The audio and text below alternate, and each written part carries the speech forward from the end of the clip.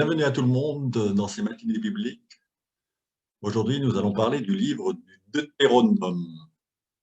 Deutéronome, en grec, signifie seconde loi, deuxième loi. C'est en référence à la loi donnée sur la montagne au Sinaï. Ce sont des longs discours de Moïse juste avant l'entrée en Canaan. Par certains aspects, le Deutéronome apparaît comme le testament de Moïse, son encouragement à tenir bon après qu'il ait disparu. Il se termine par le récit de la mort de Moïse. Le cinquième livre du Pentateuque. On l'appelle Deutéronome, seconde loi, parce qu'il y a déjà une première loi que nous avons largement vue à travers les livres du Lévitique, le livre de Nombres et même le livre de l'Exode. Alors il faut impérativement remettre le Deutéronome dans son contexte historique pour comprendre le livre. Je vous rappelle, la tradition deutéronomiste a été fixée environ vers 750 avant Jésus-Christ. Et on va repartir dans l'histoire pour comprendre le style littéraire de cette tradition. Donc c'est sous le roi Osias, 7e siècle, 750 avant Jésus-Christ, 500 ans après Moïse. Moïse, c'est en 1250. Donc vous voyez qu'il y a une large amplitude entre la tradition de Moïse et la tradition deutéronomiste. Et le roi Osias, à ce moment-là, entreprend une réforme religieuse très importante. On la reverra quand on fera les livres des rois. Il réaffirme sa foi en Yahvé, le Dieu de l'Alliance. En effet, durant cette période un petit peu trouble, on va le voir sur une carte, le peuple adore de fausses divinités. Baal, Astarté, qui est une déesse de la fécondité. Et la Syrie se montre très menaçante puisqu'on est tout proche du schisme. Alors si on repart dans l'histoire, on rappelle Moïse ici, l'Exode en 1250 avant Jésus-Christ, avec l'Alliance au Sinaï, le livre de l'Exode, le livre des Nombres que l'on a vu. Ensuite, nous avons toute la période des juges que nous verrons après Josué. Et puis, vous voyez, après l'an 1000, à partir de l'an 1000, il y a David, Salomon, un schisme qui va se produire. Donc, la séparation entre le nord et le sud, le nord avec Israël, le sud avec Juda, le nord avec Samarie comme capitale, et Juda au sud avec Jérusalem comme capitale. On reviendra sur ces éléments, bien sûr, dans les livres des rois. C'est important de garder à l'esprit qu'il y a deux États bien indépendants l'un de l'autre à partir de 1000 avant Jésus-Christ. Et la réforme deutéronomiste va intervenir bien plus tard encore. Vous voyez en bas, la ligne en bas, vous voyez le roi Osias. Nous sommes environ vers 750 avant Jésus-Christ. Et il y a une menace qui pèse sur le royaume d'Israël, sur le royaume du Nord. Royaume du Nord, pourquoi? Parce qu'il y a les Assyriens. C'est la ligne jaune en haut. La ligne jaune en haut, vous voyez Salsamanar et autres grands rois de la Syrie. Ce sont ces rois qui sont menaçants. Et ce qui va se passer, c'est qu'en l'an 721, Sargon II prend Samarie. Et le royaume du Nord va disparaître. Il va y avoir une déportation des Samaritains en Assyrie. Et donc, Osias pressent ce danger. Et Osias va entreprendre une réforme religieuse à ce moment-là. Pourquoi? Parce que si la Syrie parvient à envahir le royaume du Nord, c'est parce que le royaume du Nord est pécheur. C'est parce que le royaume du Nord adore les Baals et autres faux dieux. Et donc, il faut réaffirmer l'alliance avec Yahvé. Et réaffirmer l'alliance, c'est refaire toute la loi, redire toute la loi. Voilà pourquoi on appelle le Deutéronome seconde loi. Alors, que trouve-t-on dans ce livre? Une introduction qui permet de rattacher au livre de Nombres pour garder le fil de l'histoire, et puis les discours de Moïse. De nombreux discours de Moïse, on va en voir quelques-uns. Alors bien sûr, les discours de Moïse, c'est 500 ans après la vie de Moïse. Donc il ne faut pas Il ne faut pas non plus attribuer à Moïse tous ces discours. Ce sont des relectures dans la foi des discours de Moïse. Alors, le livre commence par un éloquent contraste. 11 journées auraient suffi, selon le verset 2, pour conduire le peuple d'Horeb à Canaan. Horeb, je vous rappelle, c'est le mont Sinaï tout en bas au sud de la carte. Mais il a fallu 40 ans. Du mont d'Horeb à Kadesh Barnéa, il y a 11 jours de marche en suivant la route qui mène à la montagne de Séhir. Dans la 40e année après la sortie d'Égypte, le premier jour du 11e mois, Moïse parla aux Israélites de tout ce que le Seigneur lui avait ordonné. Donc 11 jours, 40 ans, une grosse différence. Même si les 40 ans, bien sûr, c'est un chiffre symbolique, qui signifie une génération. Il y a néanmoins toujours cette profonde conviction que Dieu était toujours présent avec le peuple.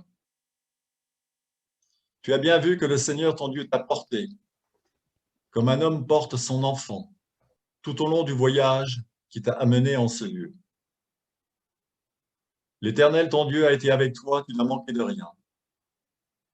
Alors, bien sûr, il y a des allusions dans ces propos aux différents épisodes dans le désert. On peut notamment penser à la manne dans le désert, ou encore au caille dans le désert, ou encore à l'eau qui jaillit à travers le bâton de Moïse quand il frappe sur un rocher. Dieu a toujours été présent avec son peuple. On a vu aussi la nuée la dernière fois. Dieu qui guide son peuple à travers la nuée. Il y a un élément très nouveau dans le Deutéronome par rapport aux autres discours, c'est le fameux schéma Israël, écoute Israël. En effet, les rédacteurs deutéronomistes veulent insister sur la nécessité d'écouter Dieu, de se mettre à son écoute. Je cite, Moïse convoqua tout Israël et leur dit, écoute Israël, les lois et les coutumes que je prononce aujourd'hui à vos oreilles. Apprenez-les et gardez-les pour les mettre en pratique. Écoute Israël, Yahvé notre Dieu est le seul Yahvé. Tu aimeras Yahvé, ton Dieu, de tout ton cœur, de toute ton âme et de tout ton pouvoir. Alors, schéma Israël. Les versets 4-9 du chapitre 6 du Deutéronome, dont on vient de lire un extrait, forment la base de la profession de foi fondamentale du judaïsme. Ces versets qui commencent par l'appel « Écoute Israël »,« Schéma Israël » sont au cœur de la prière quotidienne que disent les Juifs tous les jours. Tous les matins et tous les soirs, les Juifs prient cette Schéma Israël qui est composé des extraits du Deutéronome et du livre des Nombres. Et je vous proposerai en fin de séance de prier avec le peuple juif cette prière.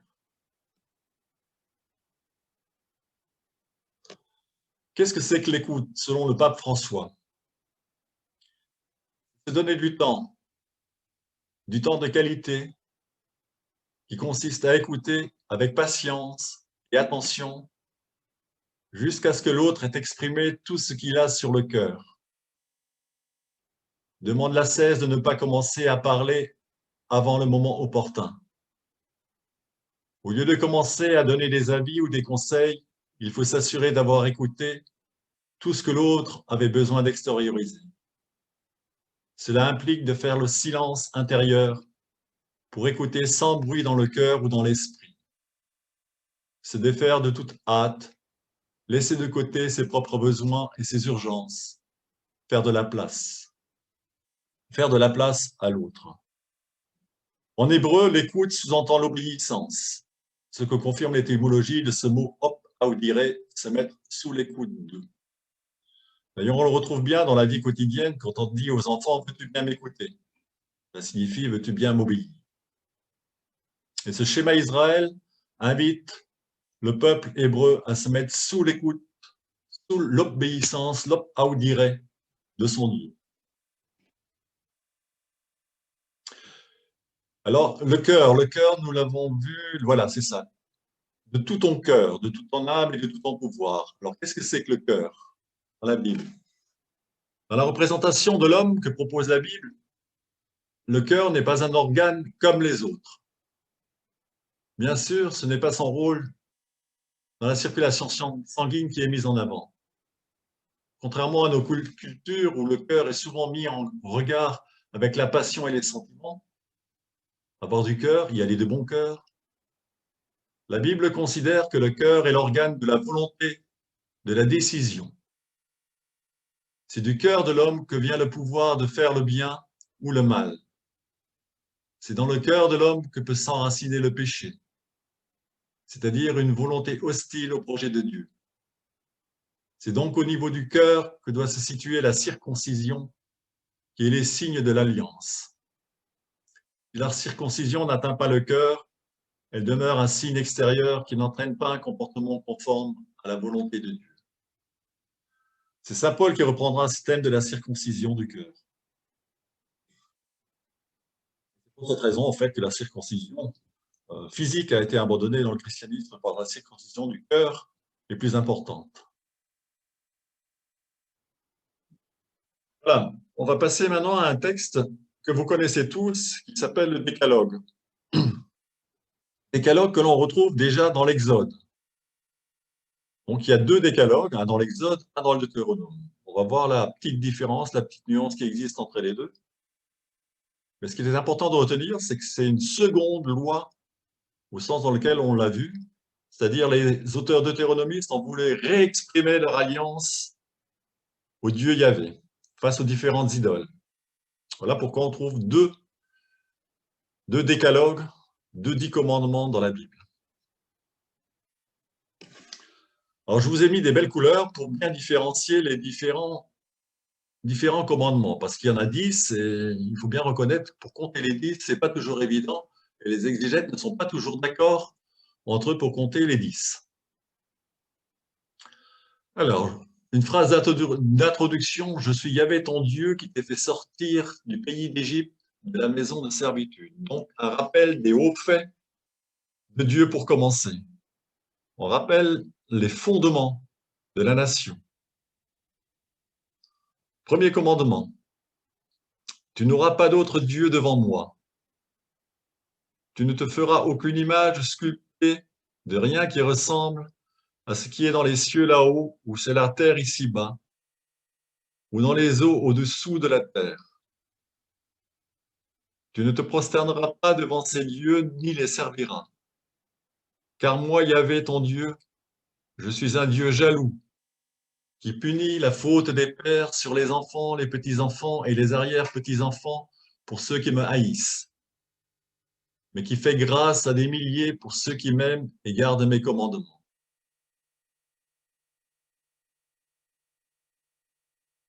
Deuxième commandement.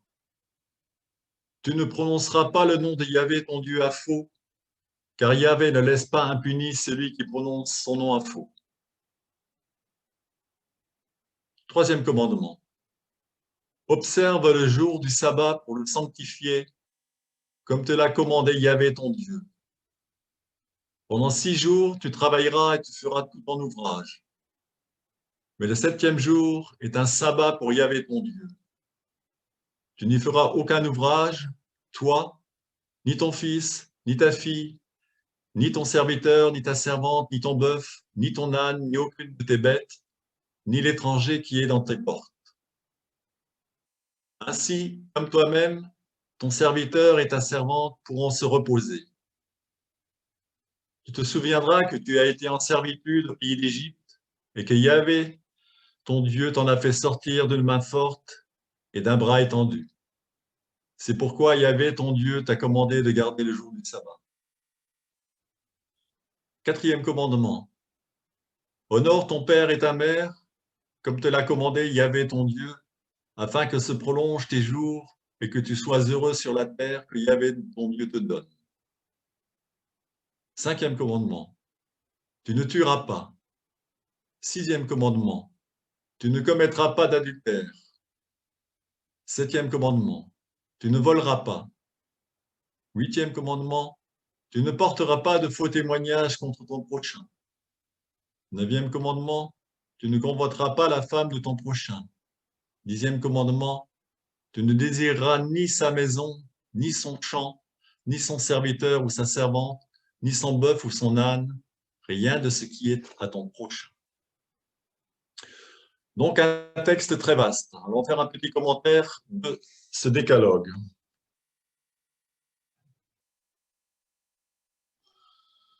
Donc, il n'y a pas une seule version du décalogue, mais deux. Une en Exode 20 et une en Deutéronome 5 que l'on vient de lire.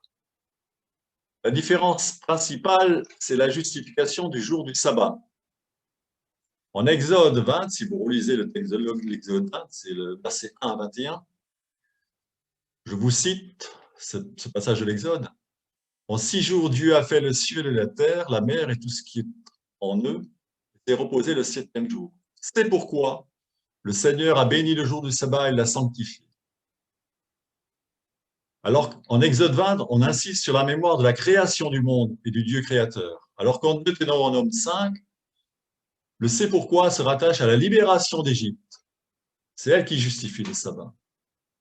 En fait, l'Exode et le Deutéronome nous offrent deux images de Dieu.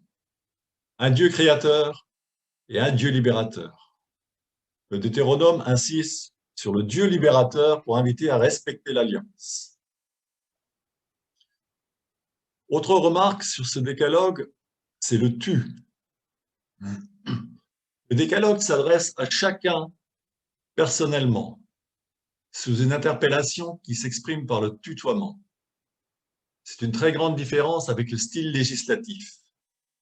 En effet, vous prenez un code civil, même un code de la route, n'importe quel code, type juridique, c'est toujours une forme impersonnelle.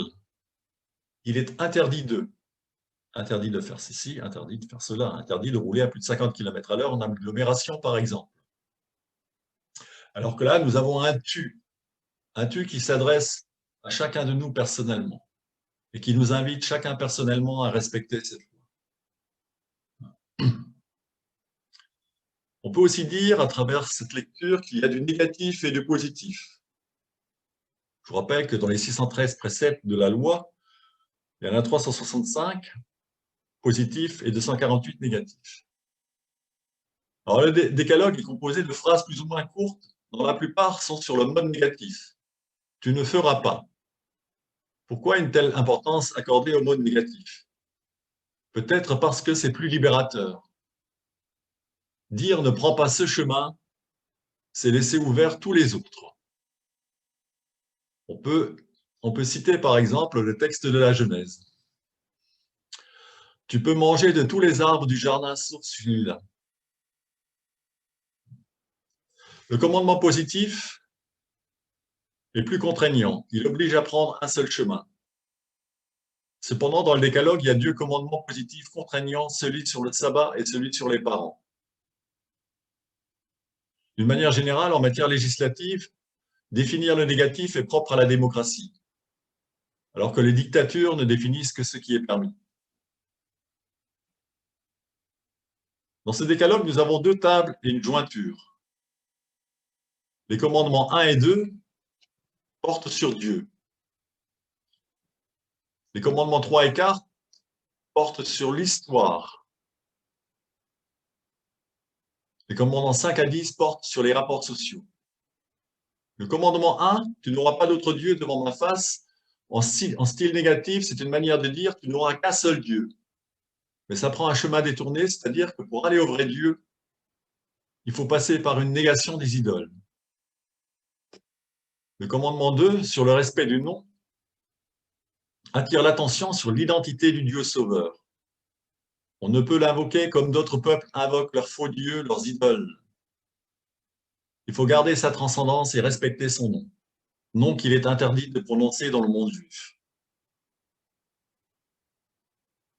Les commandements 3 et 4 sur le sabbat et sur l'honneur à respecter envers son père et sa mère sont les plus concrets, les plus historiques, en lien avec le temps et l'espace.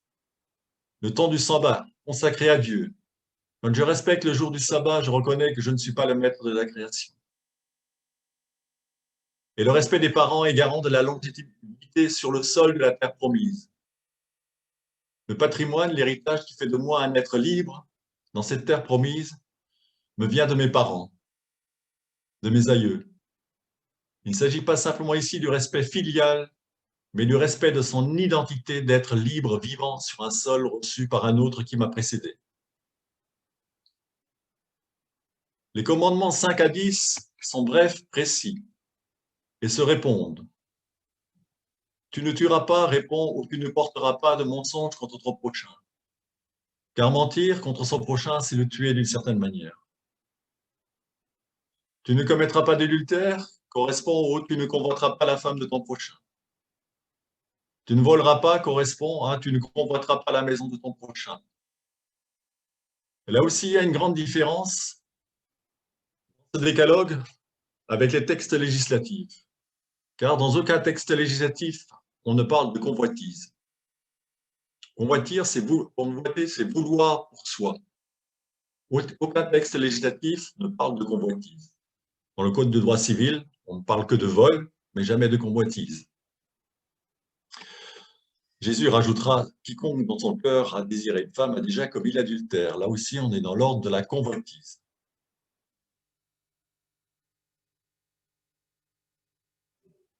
Alors, le pouvoir de Dieu. Dernier point sur ce décalogue. Les 10 paroles ne se discutent pas, elles s'imposent. Le peuple d'Israël accepte le pouvoir du Seigneur sur lui. Cette relation est d'ailleurs fondée sur l'Exode, où le peuple a expérimenté la bonté et la puissance libératrice de Dieu. C'est moi, le Seigneur Dieu, ton Dieu, qui te fait sortir d'Égypte. En résumé, les commandements 1 à 3 affirment le droit de Dieu à un service exclusif de la part d'Israël. Et les commandements 4 à 10 décrivent les domaines de la vie de chacun des membres du peuple. Ces domaines deviennent sacrés dans la mesure où ils façonnent l'existence donnée par le Seigneur. Voilà un commentaire du décalogue. Ensuite, le livre du Deutéronome nous propose une description de l'arche d'alliance. Je vous lis Deutéronome, chapitre 10. Yahvé me dit alors, taille 2 tables de pierre comme les premières, monte vers moi sur la montagne et fais-moi une arche de bois. J'écrirai sur les tables les paroles qui étaient sur les premières tables que tu as brisées. Alors c'est relatif au veau d'or, là. Lorsque Moïse est redescendu de la montagne, il a brisé les tables en voyant son peuple adorer un veau d'or. Puis tu les déposeras dans l'arche. Je fis une arche en bois d'acacia, je taillai les 2 tables de pierre semblables aux premières, et je montai sur la montagne, les 2 tables à la main. Il écrivit sur les tables, comme la première fois, les 10 paroles que Yahvé nous avait dites sur la montagne du milieu du feu au jour de l'assemblée. Puis Yahvé me les donna. Je redescendis de la montagne, je mis les tables dans l'arche que j'avais faite, et elles y restèrent comme Yahvé me l'avait ordonné. Alors, l'arche d'alliance. Ça a été rendu célèbre par certains films d'aventure que vous avez peut-être vus, Les Aventuriers de l'Arche perdue. C'est un objet très particulier qui a joué un grand rôle dans le judaïsme, du moins à son origine. Au départ, c'était un coffre de bois plaqué d'or, je vous montrerai une image tout à l'heure, de dimension modeste, 1,40 m x 0,80 m environ. Ce coffre, 2 chérubins, représentation de créatures célestes ailées, jouant le rôle de gardiens des temples et des palais. Pour transporter l'arche, un système d'anneaux permettait de glisser le long du coffre des barres afin de soulever l'ensemble et de le porter sans toucher l'arche directement. L'importance de l'arche réside d'abord dans sa signification symbolique. Elle représente le signe de la présence même de Dieu au sein des hommes. Il est possible qu'à l'origine, on y ait déposé les fameuses tables de la loi portant les 10 commandements. La tradition rapporte qu'ultérieurement, on y déposa un fragment de la manne ainsi que le bâton de Moïse. D'abord conservée sous une tente, la tente de la rencontre, l'arche a ensuite résidé dans le sanctuaire de Silo avant de venir s'installer définitivement dans le temple de Jérusalem. On perd sa trace lors de la prise de la ville par les Babyloniens en 587. Donc on n'a jamais retrouvé l'arche de l'Alliance. C'est pour ça qu'il y a des films qui le recherchent encore aujourd'hui. Alors voilà une image de l'arche d'Alliance, avec les 2 chérubins en haut, les anneaux coulissants. Alors l'arche d'Alliance est mise dans la tente du rendez-vous.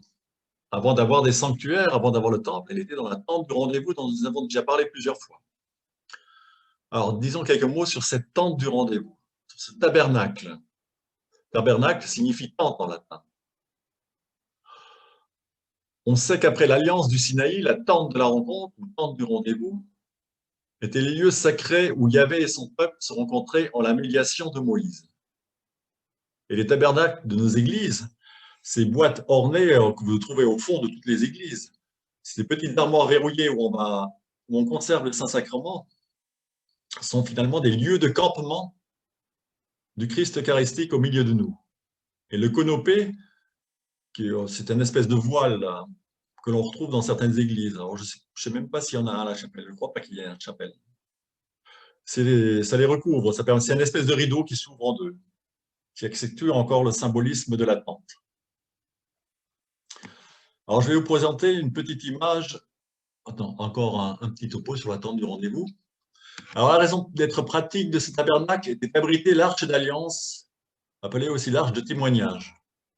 C'est là qu'étaient gardées très précieusement les tables que Moïse reçut de Dieu sur le mont Sinani, après que le Très-Haut ait eu gravé les clauses de l'alliance entre lui et le peuple. En somme, l'arche de l'alliance et son contenu sont dans le tabernacle le signe visible du Dieu invisible. C'est le Saint des Saints qui à la fois manifestera et cachera la présence de Dieu à son peuple jusqu'à ce que le tabernacle soit remplacé par le temple. Ce dernier a été détruit par les grandes guerres, notamment les Assyriens et les Babyloniens. Alors, on va voir une image du tabernacle. Je vais prendre une autre image que je peux agrandir. Alors, partager. Alors, ça doit être... Alors, voilà. Donc, une image, j'espère que ça va marcher chez vous. C'est l'image du sanctuaire, de l'ensemble du sanctuaire, avec la tente du rendez-vous au milieu. Alors, on va passer en revue un petit peu ce sanctuaire.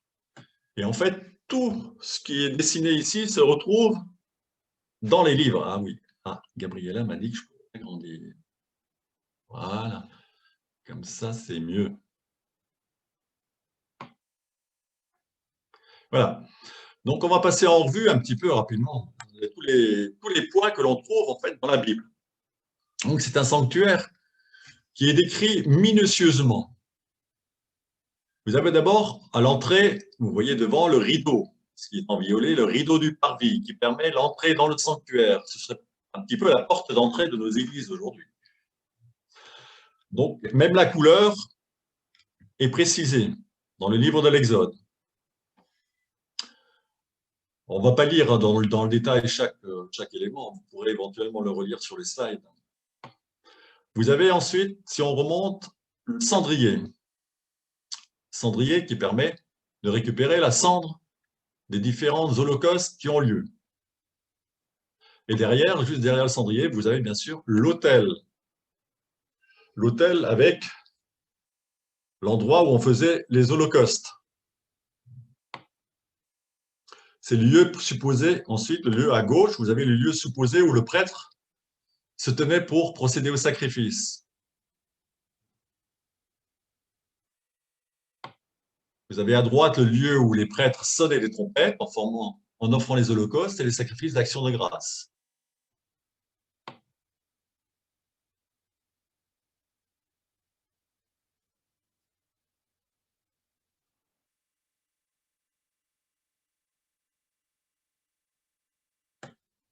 Ensuite, vous avez derrière la grande tente. C'est ce qu'on appelle la tente du rendez-vous, tente d'assignation, tente de la rencontre. Et l'arche d'alliance, vous la devinez derrière, tout au fond de la tente du rendez-vous. Donc, c'est le Saint des Saints. Donc, ce qui représente un petit peu notre tabernacle aujourd'hui. La tente d'assignation. Et vous voyez que tout est décrit, même les chapiteaux, les poteaux des chapiteaux sont décrits. Donc, en fait, on a réussi à reconstituer l'image du tabernacle et l'image du sanctuaire grâce aux différents éléments qui nous sont proposés dans les textes. En texte des Nombres, texte de l'Exode, texte du Deutéronome, etc. Voilà, c'est un peu l'ancêtre de nos églises, des synagogues. Donc, vous pourrez reprendre cette image sur le PowerPoint et relire l'ensemble des textes si cela vous intéresse vraiment. Hop, on va revenir au PowerPoint.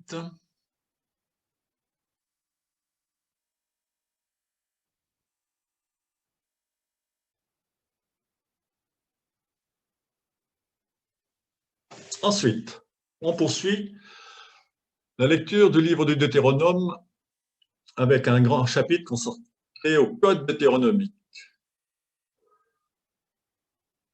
Alors, plusieurs parties là-dedans, bon, on ne va pas tous les examiner. L'unique sanctuaire, donc l'unique tabernacle que l'on vient de voir, la mise en place des autorités gouvernant Israël, le droit social et familial, les lois de bonté que nous allons voir, le loi du Lévira aussi, nous allons le voir, les prémices et la dîme, les prémices et les premières récoltes, et l'engagement d'Israël à accomplir tous ces commandements qui scellent ainsi l'alliance entre Dieu et son peuple.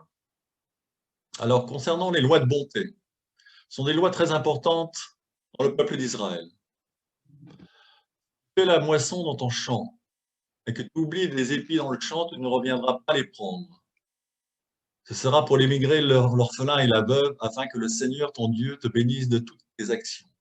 Si tu gaules tes oliviers, tu n'y reviendras pas faire la cueillette. Ce qui restera sera pour l'émigré, l'orphelin et la veuve. Si tu vendanges ta vigne, tu n'y reviendras pas grappiller.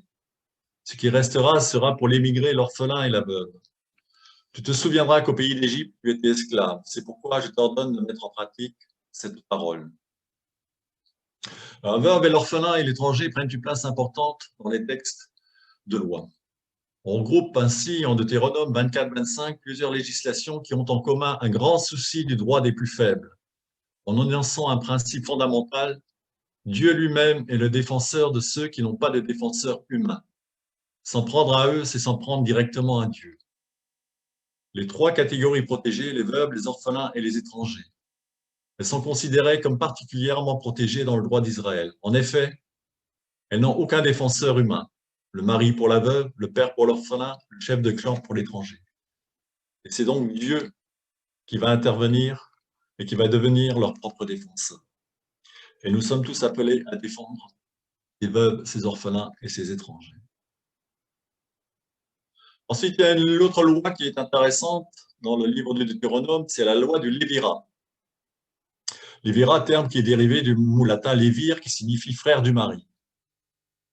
Si deux frères vivent ensemble sur le même domaine et que l'un meurt sans avoir de fils, alors sa veuve ne doit pas épouser quelqu'un d'extérieur. Son beau-frère qui la prendra comme épouse. Le premier fils qu'elle mettra au monde sera alors considéré comme le fils de celui qui est mort, afin que son nom continue d'être porté en Israël. Les enfants issus de ce remariage ont le même statut que les enfants du premier mari. Durant l'Antiquité, le lévira était pratiqué notamment chez les Égyptiens, les Babyloniens, les Phéniciens, les Hébreux et les Xiongnu. Xiongnu, c'est une tribu en Asie. En cas de refus de la part du frère, la femme pouvait néanmoins échapper à l'interdiction d'exogamie par la cérémonie de la halitza, durant laquelle elle devrait cracher au visage de son beau-frère et lui ôter l'une de ses chaussures. Et les personnes présentes lors de cette cérémonie en Israël nommaient la maison de déchaussée. Cela avait pour effet de délier les deux protagonistes de leur mutuelle obligation. Voilà, c'était obligatoire, mais il existait un rituel permettant d'échapper à cette obligation si la femme ne voulait pas épouser celui qui lui était donné. Ensuite, il y a d'autres lois qui sont un petit peu cocasses, et que j'ai voulu vous faire partager. C'est Deutéronome 25-11. Un geste interdit lors d'une bagarre. Supposons que deux hommes soient en train de se battre et que la femme de l'un d'eux s'approche pour arracher son mari au cou de l'adversaire. Si elle saisit l'adversaire par ses organes sexuels, tu lui couperas sans pitié la main. C'est un peu dur comme loi. L'honnêteté dans le commerce. Deux poids, deux mesures, en fait. Il n'y aura pas dans ton sac des poids lourds et des poids légers. Tu n'utiliseras pas non plus de mesures grandes et d'autres petites.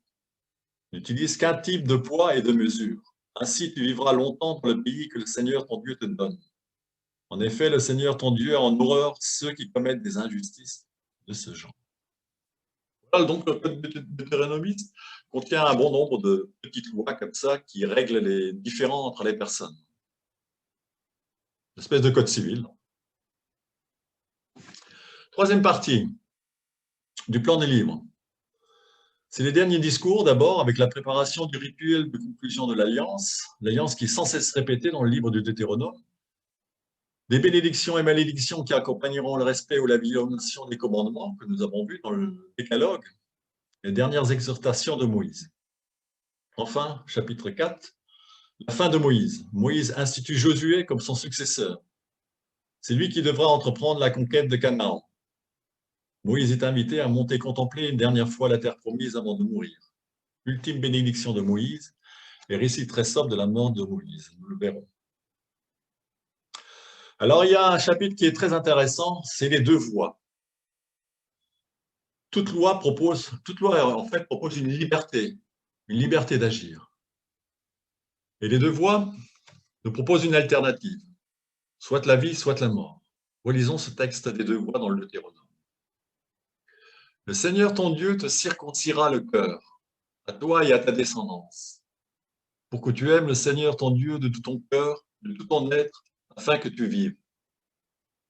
Oui, ce commandement que je te donne aujourd'hui n'est pas trop difficile pour toi. Il n'est pas hors d'atteinte. Il n'est pas au ciel.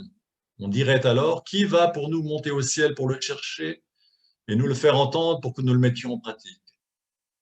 Il n'est pas non plus au-delà des mers. On dirait alors, qui va pour nous passer outre-mer pour le chercher et nous le faire entendre pour que nous le mettions en pratique? Oui, la parole est toute proche de toi. Elle est dans ta bouche et dans ton cœur pour que tu la mettes en pratique. Vois, je mets aujourd'hui devant toi la vie et le bonheur, la mort et le malheur. Moi qui te commande aujourd'hui d'aimer le Seigneur ton Dieu, de suivre ses chemins, de garder ses commandements, ses lois et ses coutumes. J'en prends un témoin aujourd'hui contre vous, le ciel et la terre. C'est la vie et la mort que j'ai mises devant vous, c'est la bénédiction et la malédiction. Tu choisiras la vie pour que tu vives, toi et ta descendance, en aimant le Seigneur ton Dieu, en écoutant sa voix et en t'attachant à lui. Petit commentaire de ce texte des deux voies, un commentaire qui n'est pas de moi, mais qui est de Marc Pernaut, un protestant. On peut imaginer le vertige de ce peuple qui perd son Moïse, l'intermédiaire de Dieu, l'unité de tous, le guide qui fait des prodiges. À de multiples reprises, dans les textes, nous avons vu le diptyque Yahvé parla à Moïse. Il y aura d'autres chefs, plus ou moins bons, on verra, Josué par exemple.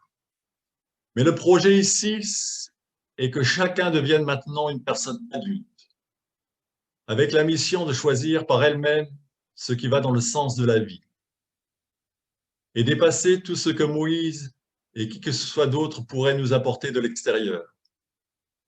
Il n'y a pas d'autre solution pour entrer dans la vie.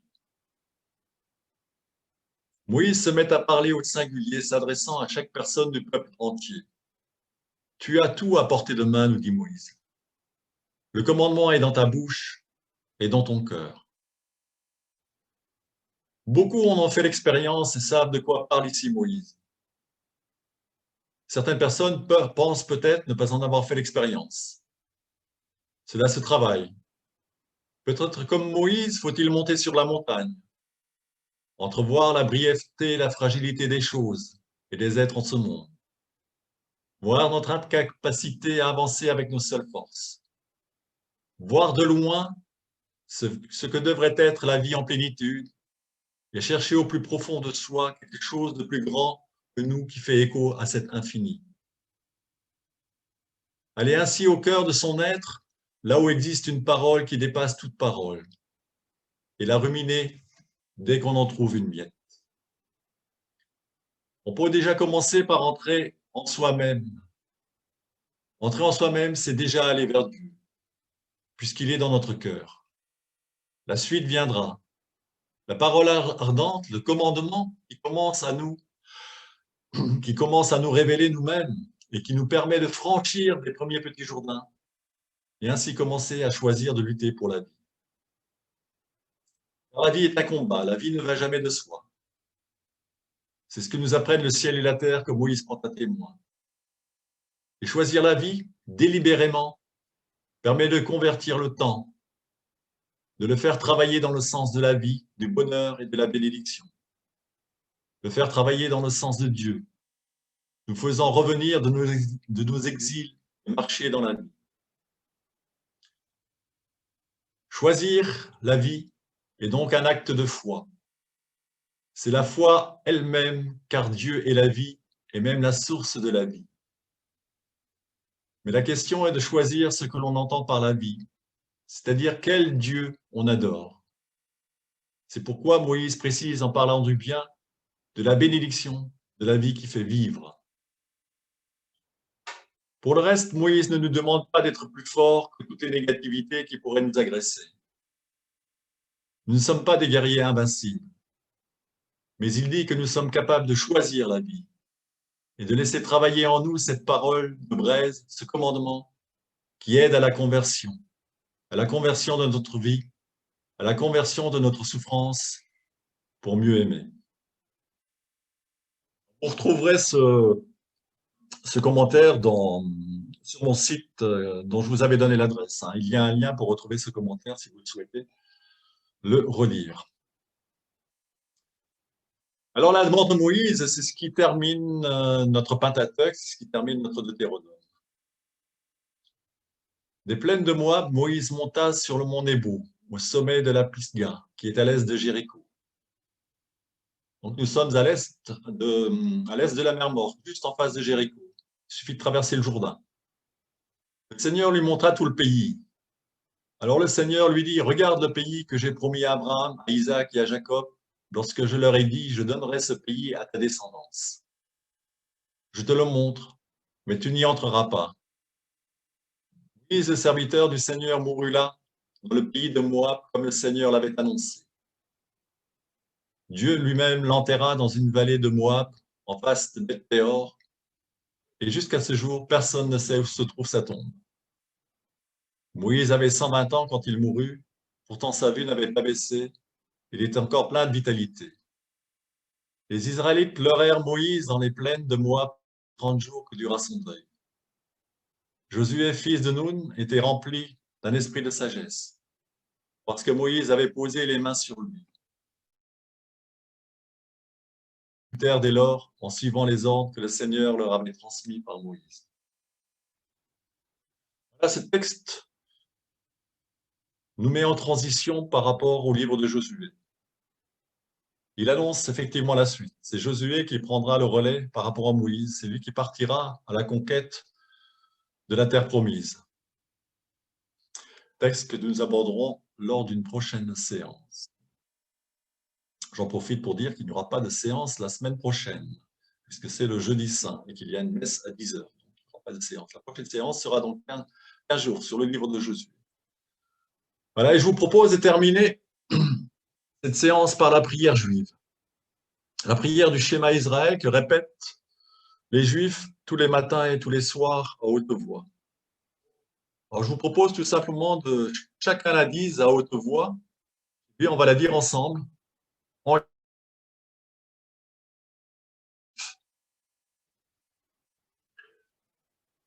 Et tu aimeras l'Éternel, ton Dieu, de tout ton cœur, de toute ton âme, avec tout ton pouvoir. Que les paroles que je t'adresse aujourd'hui soient sur ton cœur.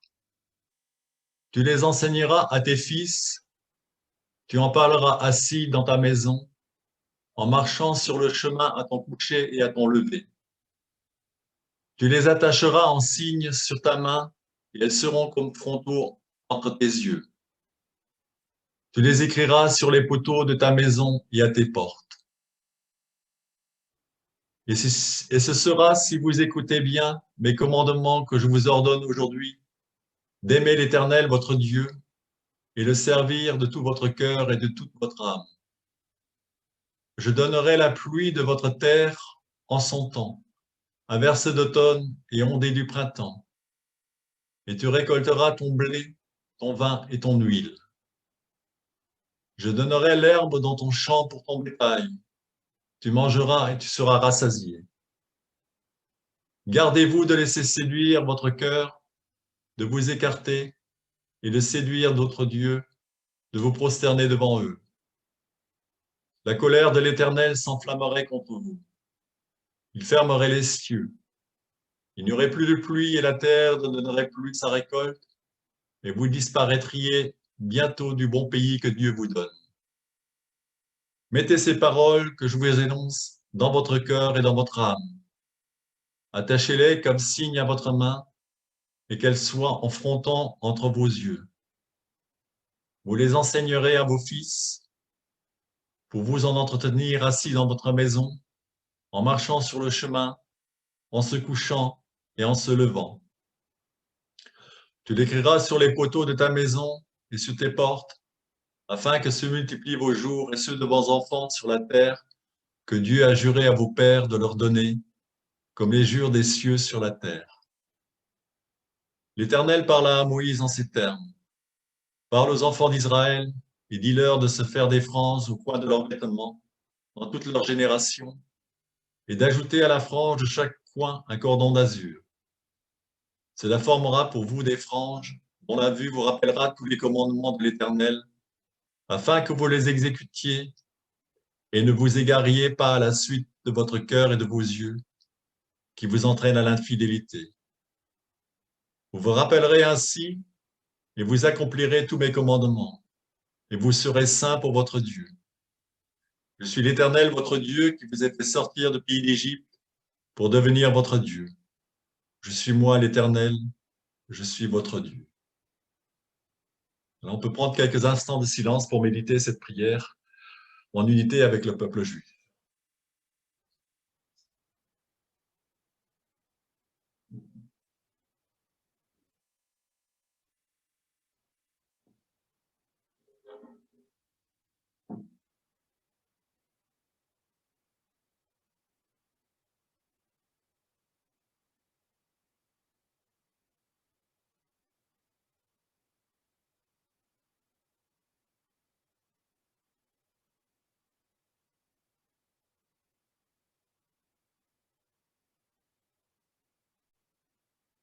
Voilà, je vous propose de terminer par le Notre Père. Notre Père, qui es aux cieux, que ton nom soit sanctifié, que ton règne vienne, que ta volonté soit faite sur la terre comme au ciel. Donne-nous aujourd'hui notre pain de ce jour.